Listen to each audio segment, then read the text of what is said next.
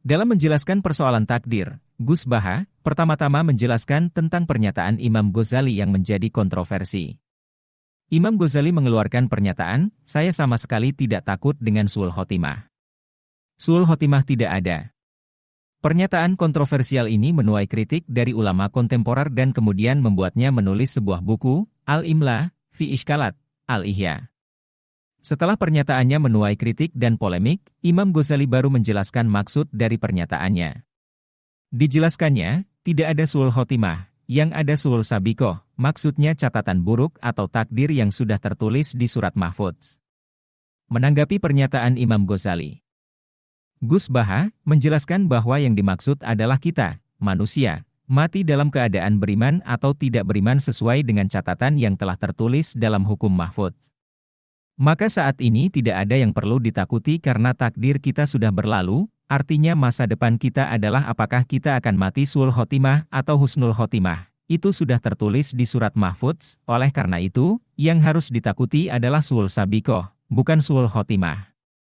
Kita pasti takut jika ternyata catatan takdir kita yang telah tertulis di dalam Lauh Mahfudz adalah mati dalam keadaan kafir, sebagaimana dijelaskan dalam Quran Surat Al-Hadid ayat 22 yang artinya, tidak ada suatu musibah pun yang menimpa di bumi dan, bahkan tidak, pada dirimu melainkan telah tertulis di dalam kitab, Lauhul Mahfuz, sebelum kami menciptakannya. Gus Baha berkeyakinan bahwa catatan sial manusia yang sudah tertulis di hukum Mahfudz masih bisa diubah oleh Allah dengan kekuasaannya, dan mengubah catatan sial manusia sama sekali tidak mengganggu ketuhanan Allah. Argumen yang digunakan Gus Baha, bahwa Tuhan berkuasa menghapus atau mengubah catatan nasib manusia adalah Quran Surat Ar-Ra'd ayat 39 artinya, Allah menghilangkan apa yang Dia kehendaki dan menentukan apa yang Dia kehendaki, dan padanya ada Ummul Kitab, Lauh Mahfuz. Ia juga menyatakan bahwa dalam ajaran Islam, silaturahmi bisa bertambah umur. Orang yang dermawan juga bisa menghalau murka Allah jika kita disuruh memilih. Tentu kita berharap nasib kita yang sudah tertulis di surat Mahfudz itu adalah takdir yang baik. Namun jika ternyata takdir yang tertulis adalah nasib buruk, kita masih bisa mengubahnya. Gus Baha mencontohkan, mungkin dengan keberkahan mengaji, Allah tidak tega dan akhirnya memberikan ampunan. Ia sangat yakin bahwa orang yang mau mengaji Al-Quran akan mendapat ampunan, karena hadits syahih bahwa orang yang menghadiri majelis ilmu diampuni dosanya.